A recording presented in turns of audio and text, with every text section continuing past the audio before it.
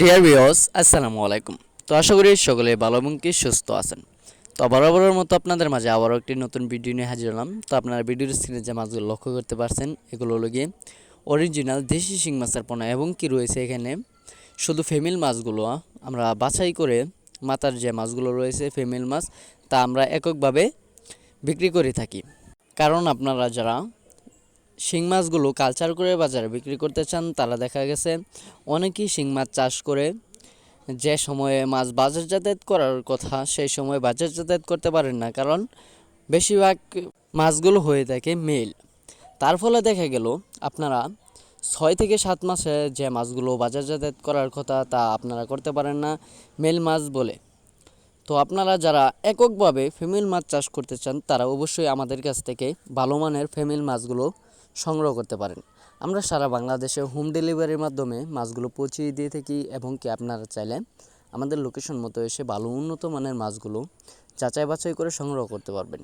আমাদের কাছে রয়েছে দেশি ও বিদেশি নানান জাতীয় মাছের রেণুপনা, যেমন দেশি শিং, দেশি মাগুর, ভিয়েতনামি শোল, ভিয়েতনামি কইন, অরিজিনাল টাইগার জাতীয় মনোসেক্স তেলাপিয়া, থাই পাঙ্গাস, আইর, বোয়াল, চিতল সহ সাদা কার্প জাতীয় মাছের রেণুপনা।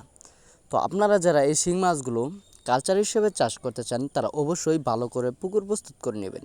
আপনারা যদি সঠিকভাবে সঠিক নিয়মে ভালো করে পুকুর প্রস্তুত না করতে পারেন তাহলে এই মাছ চাষ করে লাভবান হতে পারবেন না।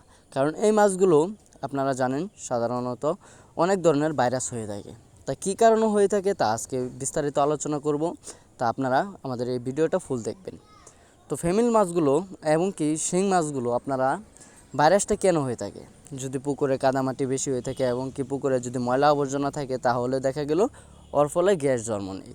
তো ওই গ্যাস থেকে দেখা গেল ভাইরাস এটা মাছের হয়ে থাকে। তাই আপনারা ভালো করে পুকুর প্রস্তুত করে নেবেন। তা পুকুর প্রস্তুত কীভাবে করবেন তা আজকে এই ভিডিওতে আলোচনা হবে। তো আপনাদের পুকুর প্রস্তুত করার প্রথমে আপনাদের যে কাজটা করতে হবে সেটা হলো গিয়ে পুকুরের চারপাশে যদি কোনো আগাছা থেকে থাকে তাহলে ওইগুলা ভালো করে ছাটিয়ে এবং কি পরিষ্কার করে নিতে হবে।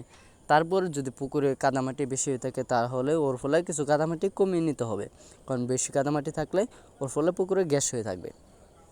তো এরপর আপনারা যে কাজটা করবেন, যেরকম বাজারে রয়েছে মাটিয়া সার, টিএসপি সার এবং কি আর রয়েছে উস্তাদ, সুমিথন, আরও বিভিন্ন ধরনের মেডিসিন রয়েছে যা আপনারা বাজারে যে কোনো দোকানে গেলেই পাবেন।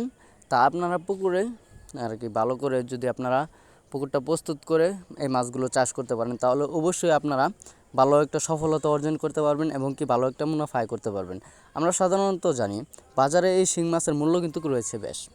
শিং মাছ চাষে কোনো লস নেই যদি আপনারা সঠিকভাবে এবং কি সঠিক পদ্ধতিতে চাষ করতে পারেন।